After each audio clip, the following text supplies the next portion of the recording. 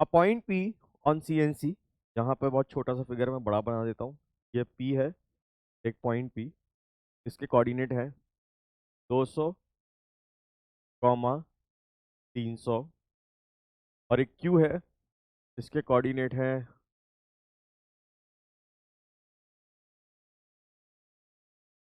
Okay. इसके यहाँ पे जो कोऑर्डिनेट है 200 हो गया ये आपका। I think it will be, बहुत ही छोटा कॉर्ड वैल्यू है। This is 800, I think it seems to be 800, है ना। इट सीम्स टू बी 800, यहाँ पे जो मुझे लग रहा है 800 है ये। तो ये हो गया आपका क्यू, 800, 600, ठीक है। 800, 600। अब आप देखिए, आप यहाँ पी से क्यू जा रहे हैं, और क्या है यहाँ पे GOO। तो रैपिड ट्रैवल कमांड है, मतलब यहाँ पे कोई मशीनिंग नहीं है, यहाँ पे टूल अपनी फास्टेस्ट स्पीड से जा रहा है, ठीक है।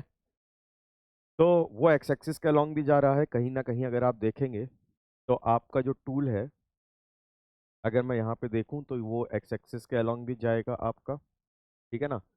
और ये आपका वाई एक्सिस के अलॉन्ग भी जाएगा, तब जाके वो पहुंचेगा। मोटर का एक कोऑर्डिनेट एक्स के लिए काम करेगा और एक कोऑर्डिनेट वाई के लिए काम करेगा। Rapid position G00, a pair of stepping motor, यहाँ पे मैक्सिमम स्पीड दे रखी है 800 रिवॉल्यूशन पर मिनट, कंट्रोलिंग बोथ एक्स और वाई मोशन को कंट्रोल कर रही है, डायरेक्टली कपल्ड है आपकी वो मोटर लीड स्क्रू के साथ।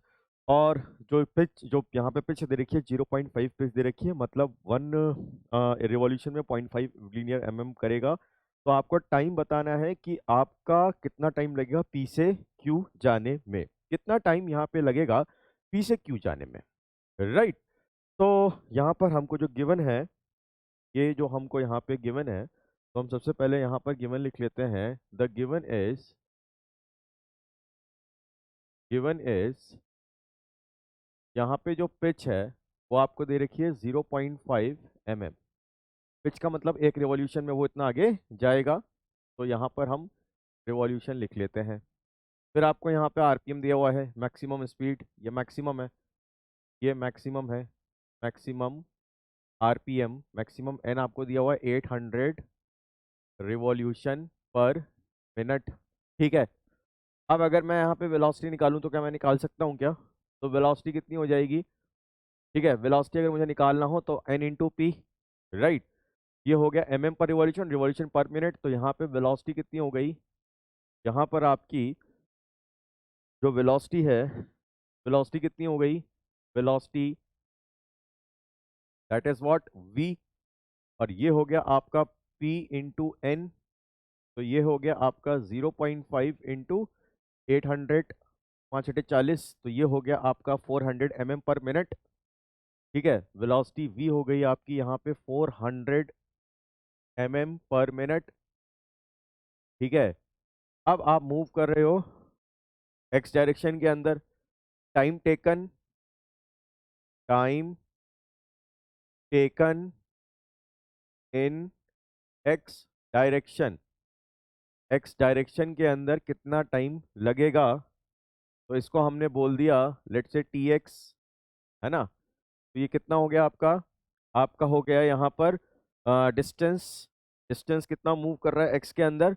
आप देखिए एक्स के अंदर जो डिस्टेंस मूवमेंट है वो है 600, और वाई के अंदर जो डिस्टेंस मूवमेंट है वो कितना है? वो आपका है 300। तो यहाँ पर 600 डिवाइड बाय 400, ठीक है। तो यहाँ पर ये 0 से 0, और ये हो गया 1.5 मिनट, 1.5 मिनट। और सिमिलरली आप निकालेंगे time taken in Y direction, Y direction में जब मैं पी से क्यू के अंदर जाऊंगा तो कितना टाइम लगेगा?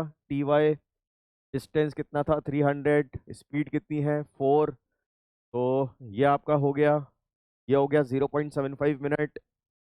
मतलब आपकी मोटर जो है 0.75 मिनट बाद वाई डायरेक्शन में मूव कराना बंद कर देगी, बट वो अभी भी जारी रखेगी एक्स डायरेक्शन के अंदर। तो टाइम जो लगेगा, मशीनिंग टाइम, जो मशीनिंग टाइम यहाँ पे लगेगा आपका P से Q जाने में जो यहाँ पर टोटल टाइम पूछा है, the time needed to positioning the point P to Q, time taken from, तो टाइम टेकन फ्रॉम